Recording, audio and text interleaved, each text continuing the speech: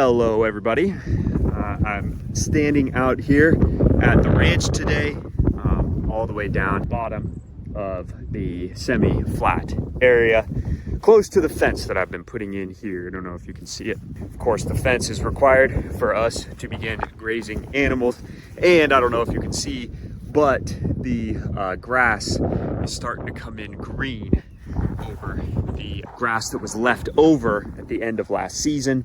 So I anticipate the thickness of the forage to be pretty heavy and come in quick because there's lots of mulch on the ground and a lot of water is being retained. So I haven't made a video about the ranch for a few weeks.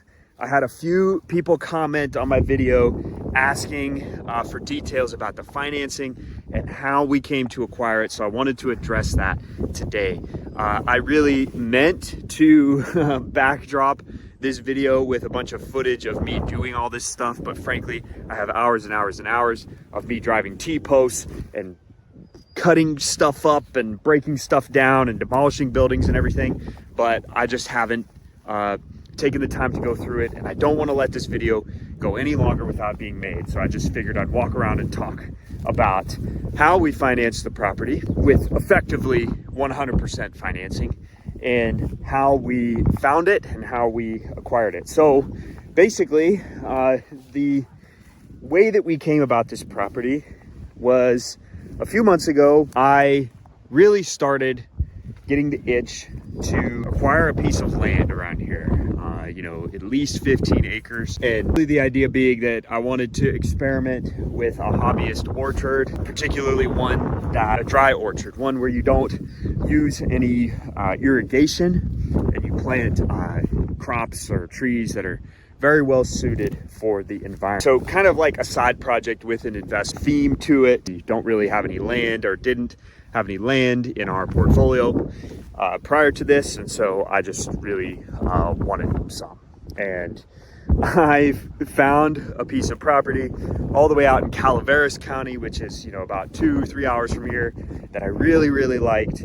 And Brittany, she was like, what are you gonna do with that? That's too far from here. We need something closer. So what ended up happening was we saw this property listed, and this property is about an hour from where we live now. This property is in San Benito County, and we found this property. It was openly marketed. The description was pretty vague. It talked about how you could build a family compound. There's 40 acres. There's a few pictures. We were going to be in the area on a Sunday after church, so I called the listing agent on homes.com. You can get directly in touch with listing agents on homes.com.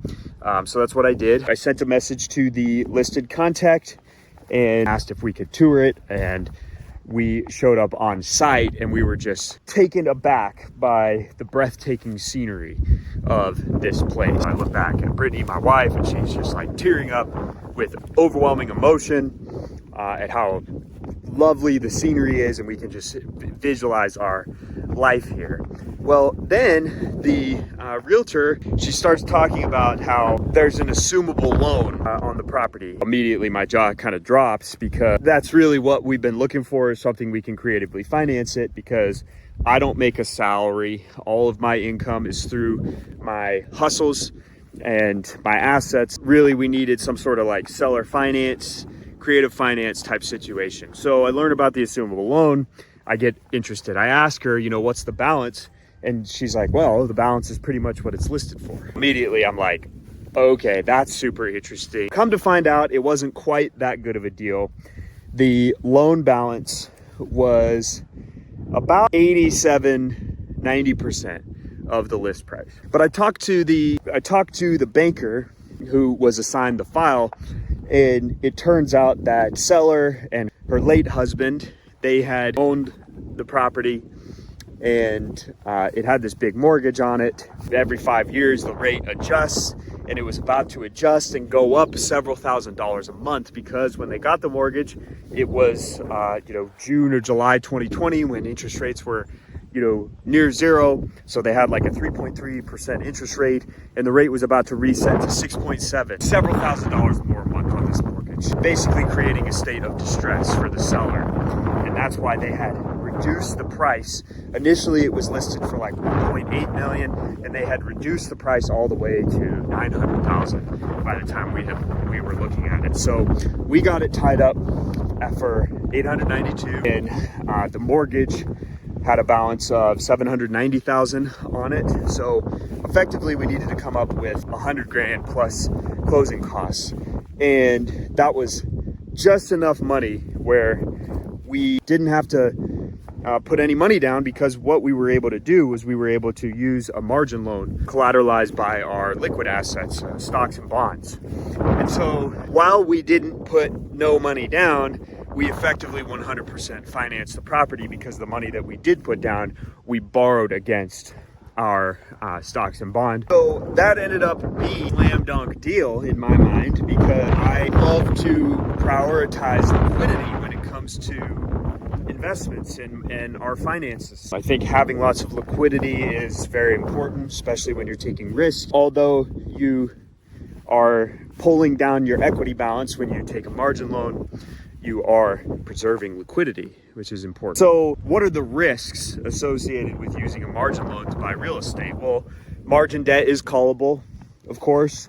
If the value of your portfolio dips significantly, you could be called on the debt. The broker could call the note due or part of it, causing you to be required to sell some assets to make the margin call. The way that I have decided to hedge that risk is by putting about a third of the portfolio, roughly what we put down.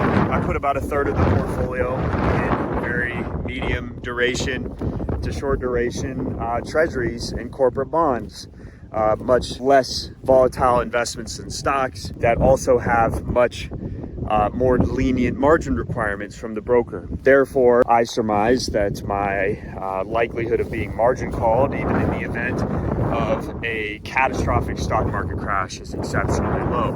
Of course, the broker can decide to arbitrarily change the margin limits and requirements, and that is really the main risk when it comes to margin debt. And then the other risk is that you're exposed to the short end of the interest rate curve. The margin rate is basically set floating above the Fed funds rate.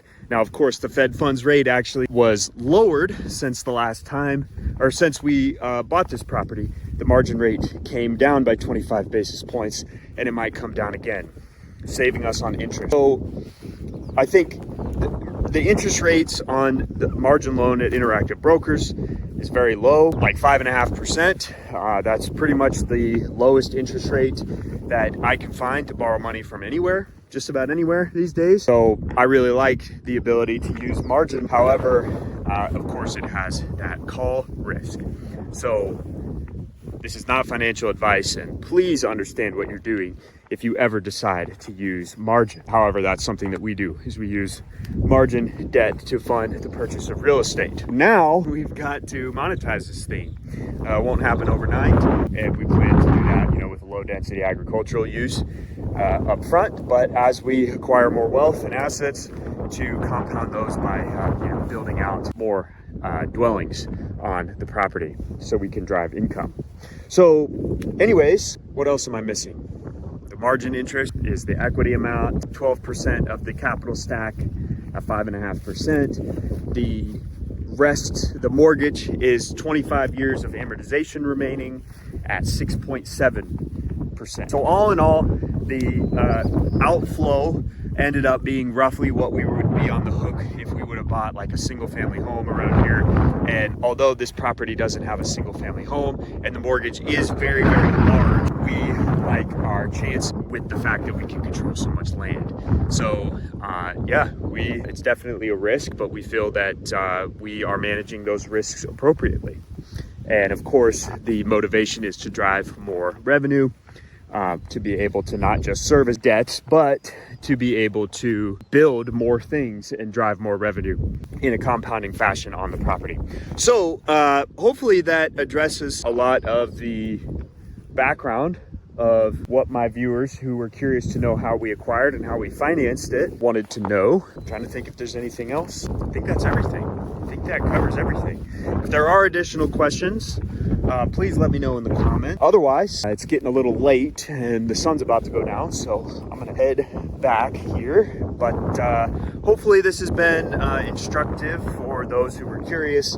And I'll make sure to get my ass in gear with editing all the footage of doing things around here, because I've got quite a bit of it, but I haven't done a good job of distilling that into a consumable format of content. I've been focused on my other content. So anyways, I'm gonna get working on that. Hopefully you found this entertaining and useful, and until next time, I will see you soon. Have a good rest of your evening, and I'll talk to you later. Bye.